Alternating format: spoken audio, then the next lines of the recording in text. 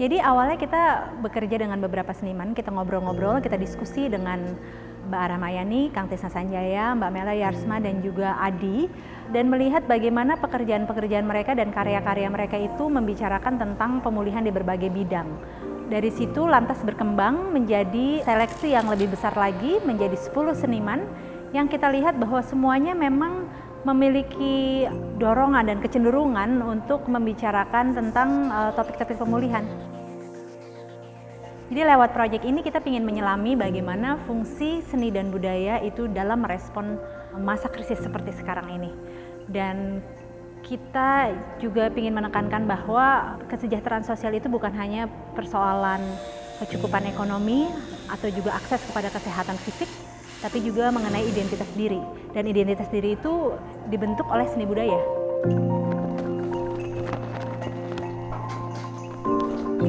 Proyek Bendera Nusantara ini selain menekankan isu lingkungan hidup, juga saya sebetulnya ingin menekankan pentingnya budaya lokal.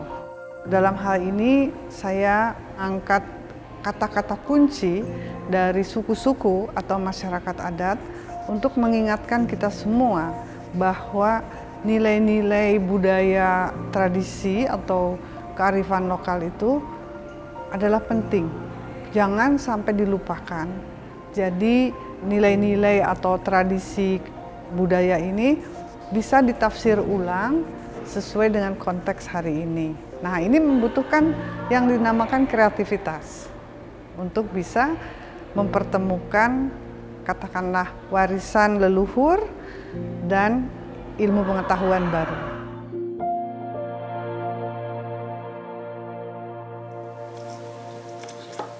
Saya bikin instalasi baru untuk pameran Puli dan akhirnya sampai keputusan untuk fokus pada kebudayaan yang berhubungan dengan kelapa. Karena saya merasa dalam zaman krisis, kelapa pasti menyelamatkan orang-orang Indonesia dari krisis ke krisis kalau bisa memikirkan ratusan tahun lalu sampai sekarang.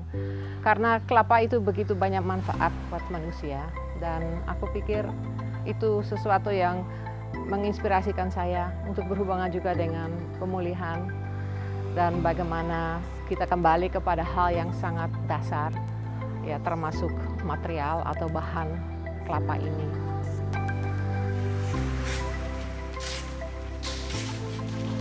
Pada kesempatan pameran Puli kali ini kami mencoba mengangkat karya kompilasi berjudul Urusan Dapur yang mengajak banyak orang untuk memikirkan, merefleksikan, sekaligus juga membayangkan ulang tentang posisi dapur dalam relasinya dengan kondisi-kondisi sosial ataupun juga ekologis yang ada di sekitar kita. Khususnya konteksnya adalah pada keseharian masyarakat urban. Bikin apa? Bikin Indomie. Sejak 2015 kami coba untuk berbagi, dari situ bagaimana kita bisa berkontribusi untuk mengurangi apa-apa yang kita konsumsi itu untuk tidak menjadi limbah dan lebih sadar lagi kita dalam penggunaannya. Nah, yang dari sini kita lihat apa-apa yang tadi kita konsumsi di rumah tangga itu mengandung banyak kimia, bisa dikurangi penggunaannya dengan memanfaatkan tadi dari bahan-bahan alam. Seniman itu atau karya seni atau seni itu sendiri adalah ekspresi untuk menyampaikan rasa, rasio, iman, sikap, komitmen dan sebagainya yang hubungannya dengan hal yang positif ya, dari diri, dari jiwa, dari ruh manusia. Nah inilah menurut saya luar biasa ya hikmah atau manfaat dari proses kreatif kita sebagai seniman yang terus mendalam menghayati persoalan kesulitan ini, bukan hanya kesulitan yang personal tapi kesulitan bersama-sama yang harus jaga kesehatan itu ada supaya tetap waraslah menghadapi kehidupan ini. Karya ini berjudul The Emotion Wheel yang mana merupakan karya instalasi bergerak pertama saya.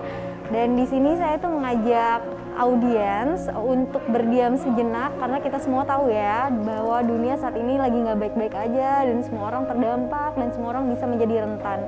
Untuk itu saya membuat karya ini sebagai sebuah medium yang mendorong para audiens atau penikmatnya untuk bisa secara jujur dan terbuka menceritakan apa sih yang sebenarnya sedang mereka rasakan dan butuhkan saat ini gitu.